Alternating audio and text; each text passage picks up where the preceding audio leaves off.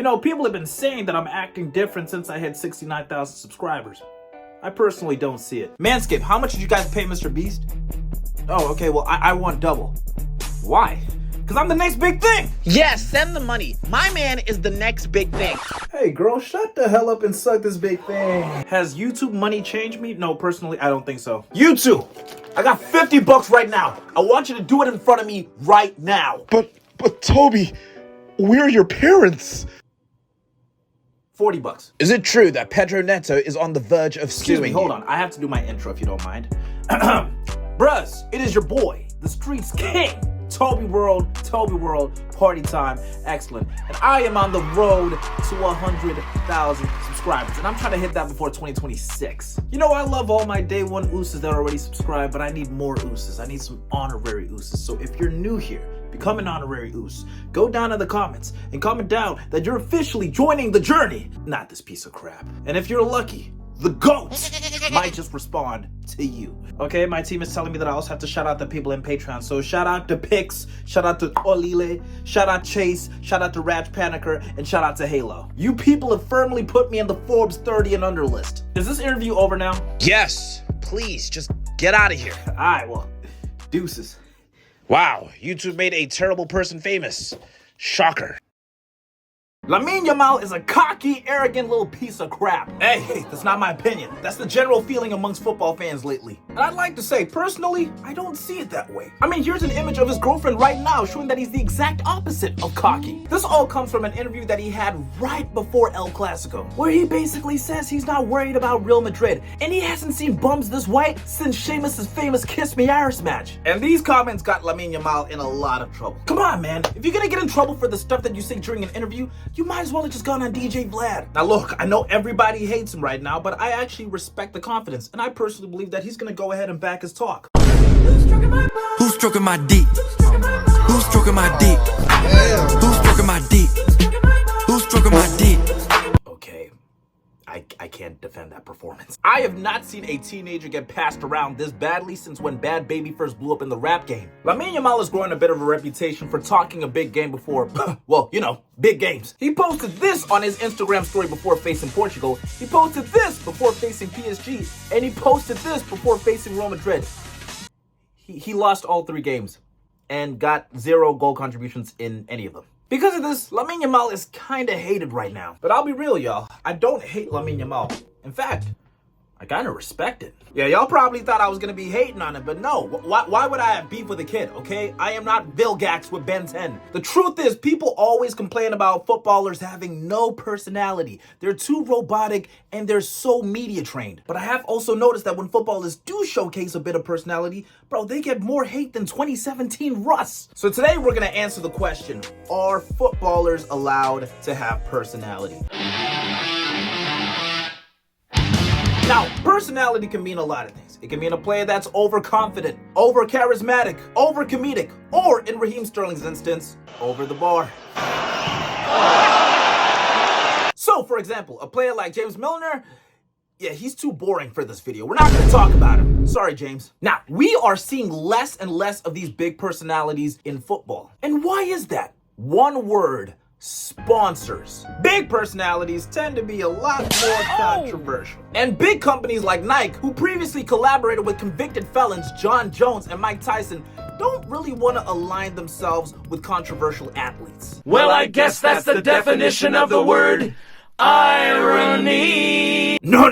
If you want that huge night bag, you gotta have the skill set of Ronaldo and the personality of a freaking nun. Another reason we don't really see big personalities in football anymore is because of the media. Like I said in my last video, if you're a footballer that says you're feeling pretty confident for the next game, or you maybe joke about your club's rivals, or even make a slightly sarcastic remark, dudes like Jamie Carragher and Gary Neville will be on Monday Night Football talking about your disgusting attitude and breaking down how you're the next leader of ISIS. And the final thing that ruined personality in football is social media. Now, an athlete's social media page is not just comprised of their stories or their highlights or their posts or Fabrizio Romano in their comments calling them bro. No, it is also comprised of comments from pretty much everybody, because anybody can comment anywhere. Now, remember what I said before. big personalities means more controversy, which equals to negative comments, which equals to bad publicity. So yes, in a sense, sensitive football fans have scared off footballers from showing even a smidge of personality. And that is why I got a lot of love for the guys that are not scared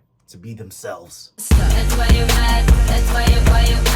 Now, some athletes are not deterred from the general public's discomfort towards a confident figure. Zlatan Ibrahimovic is extremely arrogant, and he is remarkably open about this. He once straight up refused to do a trial for Arsenal because, quote unquote, Zlatan does not do auditions. Oh, Zlatan, you're tall, great in the air, never won the Champions League in your life. You would have been perfect for Arsenal. And of course, there is Cristiano Ronaldo, a man who will never miss out on an opportunity to glaze himself. And hey, I think it's okay. After a game, he had an interview and they asked him, why does he get so much hate from fans? He said, well, it's probably because I'm rich, handsome, and a great player. I don't have any other explanation. Bro, he might as well have just done a money spread at that point. I like that attitude, Ronaldo. Matter of fact, if somebody drops a hate comment under one of my videos, I'm simply just gonna comment down below that you're just hating because I'm tall, rich, and amazing in bed. Despite the fact that I am a remarkably average height and I am not rich, Manscaped, please sponsor one of my videos. And then there's Jose Mourinho. People say that football managers just aren't like him anymore, and I totally agree. Pep and Klopp had one of the worst rivalries ever. These dudes would just glaze each other every interview and talk about how they respect one another's game. How can you compete with each other for number one on the table when you two are talking like a couple at a dinner table? Like, just kiss already. Nah, forget this. Bro, back in the day, Mourinho's toxic mind games made 2 elite managers go bald. Go ahead, Conte. Take off the wig. This man rat-holed famous Scottish mob boss Sir Alex Ferguson. Hell, this guy called Arsene Wenger a pervert. We don't get this anymore, because if footballers did speak like this, then they would just be called arrogant. But to quote the man that made the book that is the second biggest selling of all time, right behind the Bible, I Am Zlatan. Ignorant people call it arrogant, intelligent people call it confidence. You know, as an intelligent guy, Zlatan, I have to agree with you. See, this is why I don't mind what Lamine Yamal said, even though it aged worse than a Culture Camps tweet. I love when footballers are shameless. Well, sometimes. So it's one thing to have, a lot of confidence after having an elite career, but it's another thing if you don't really have a remarkable career, but you talk like you got more titles than Mercedes Moné. Former Gooner Nicolas Betnar once famously said while he was playing at Arsenal, I should start every game. I should be playing every single minute. I like that. I like the confidence, Nicky. But I should also remind you that despite being a striker, you only scored 24 goals for Arsenal, despite being there for 9 years. That means Gabriel Martinelli is only 4 goals away from your official total. Wait. Is the other Gabriel? The center back? That's the one that's 4 goals off of Bednar's total? Sheesh. And then there's Troy Deeney. Deeney once famously said that he is better than Harry Kane, and that he once turned down a move to Arsenal. Dude, what's up with strikers not wanting to go to Arsenal? Now, of course, this has led people to say that Troy Deeney is extremely arrogant, despite pretty much only being known as the guy that played for Watford. But I can't lie, y'all. If I scored that goal against Leicester, I'd be talking like I'm 50 Cent every single day too. You guys want to know what's so sad? It's not just football fans that clown players for having a lot of confidence. Sometimes it's other football players clowning footballers for having too much confidence. We recently learned that Wilfried Zaha and a bunch of other Crystal Palace players laughed in Mateta's face when he said that he's gonna play for France one day. Who's laughing now, boys? Or the time that Michael Richards once said that he burst onto the scene. And dude, a bunch of ex-footballers were straight up just laughing at him about it. Which is so sad, because honestly, the guy is far from arrogant. At least that's what I learned from reading his book, The Game. Not as amazing as the streets classic I Am Zlatan, but it works. Another extremely overconfident player was Cassano. Even the times when he's not being confident, this guy's being extremely arrogant. He once called himself the biggest wasted potential in football history. So if you think about every washed up wonder kid, he believes that he is better than all of them naturally. Yeah, nice try, Cassano. Everybody knows that the most wasted footballer in history is Nainggolan. Have you ever seen this guy in a club before? Sam. But on the topic of big personalities and a whole lot of arrogance, we unfortunately gotta talk about Joey Barton. He once said that he is convinced that he would have got 100 caps if he played for any other country that wasn't England. This is of course reference to the fact that he has more appearances in court than he has for his home country of England. Now, I know I said pride, that I'm okay with players being confident, but Joey, there is more chance of me getting 1 cap for South Africa than there is of you getting 100 caps for any of the elite European nations. And yet, despite how shameless some of these guys are that I just discussed, I still kind of respect the confidence. Realistically, you're not making it far in any industry if you're not confident. Even somebody like N'Golo Kante, who people see as humble, I'm sure this guy knows damn well that he is much better than a lot of midfielders. Now, it is time to answer the ultimate question. Are footballers allowed to have personality anymore? Okay, guys, we're almost at the end of this video. So, guys, I want to encourage you to please take a moment and just please like the video if you've been enjoying it. And also go down in the comments and comment down below which rogue footballer you're honoring your like to today. I think if we're talking about players with personality, then I gotta honor my like to the main man, Mario Balotelli. Now, like I've reiterated before, I personally prefer when footballers are 100% authentic. And this authenticity is pretty much championed in virtually every other sport. I mean, you look at boxing or UFC, there's no humble gimmick. You got a grown man looking at another grown man saying that he would want nothing more but to beat the crap out of him in front of his newborn daughter. Now, imagine if Saka said during an interview that he wants to go to Anfield and beat the crap out of Liverpool. Bro, imagine the backlash. People are gonna tell him to stay humble and just say that he's a fake ass Tariq George. Hell, let's look at basketball. Joel Embiid and Karl Anthony Towns are known for absolutely hating one another. Dude, this is great. It adds a competitive element to when they actually face one another, and it gives an entertaining element to the fans that are gonna be watching. But in football, man, footballers can't even hate one another. Dude, Erling Haaland was getting hate for weeks for telling an Arsenal player to stay humble. So for anybody that might have had a rebuttal for my previous point and said that guys like Zlatan and Ronaldo, it's okay for them to be confident because they're elite players, okay, then what about Haaland? The guy has like a bajillion goals. He has a trouble, and he probably should have a Ballon d'Or by now. If he can't even exhibit a little bit of anger, then that means pretty much nobody is safe. Man, look, I grew up watching WWE, and the way matches were hyped up over there, you'd have one dude who was basically a massive prick, and he'd be talking so much crap before a fight. And he's going up against a more righteous dude, but at the same time, he's so overconfident that he believes that he can beat pretty much anybody. Am I saying that football should be more like the WWE?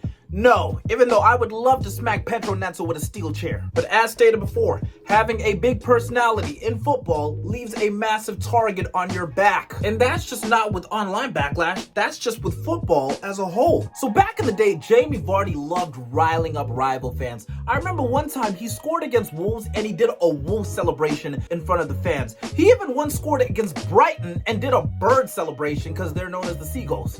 Upon making this video, I remember that it was actually Palace that he did this against, mocking the Eagles. Sorry guys, I have bird blindness. You see, that's hilarious. But you can't do that anymore. In 2025, Everton player Ndiaye scored against Brighton, did a bird celebration similar to Vardy, but he got a yellow card. And there was talk about him getting fined. Matter of fact, remember back in the day when Mourinho's teams would score a last-minute dagger and he'd just run up the field and just celebrate with them? Yeah, dude, Maresca did that a couple of weeks ago when Chelsea beat Liverpool, but he got suspended. Why are we policing fun? We already got VAR for that kind of crap. Like, dude, are people in football just supposed to be miserable until they win something? Why is everybody taking football so seriously, bro? It's supposed to be the beautiful game. Now, I want to end off by saying this. I know I've said that I'm okay with footballers having confidence, but I can also acknowledge that sometimes having confidence doesn't mean saying stuff. You can just have confidence without even saying anything. One example, like I said before, is Kante, or even somebody like Messi. And I can also acknowledge that if you are confident and you talk a big game before, a big game, and if you lose, then you are totally allowed to get clowned afterwards. So yes, I'm not protecting footballers, okay? I acknowledge that it is a double-edged sword. But now the question is this: are footballers allowed to have personality? Well, guys, I'll leave that for you to decide. Please, guys, go down in the comments and tell me what you guys think, how you feel, and who's some of your favorite personalities in all of football. I really appreciate you guys watching the video. Please subscribe and like if you did enjoy it. And of course, guys, please interact with all the links in my description. Those are very important. I want to have more access to you guys. I want to talk to you guys more. You feel me? And yeah, I appreciate you guys so much. Thank you so much, World Gang. It has been your boy, the Streets Champ, and I've just given you the gift of Toby World. Drink it in, man.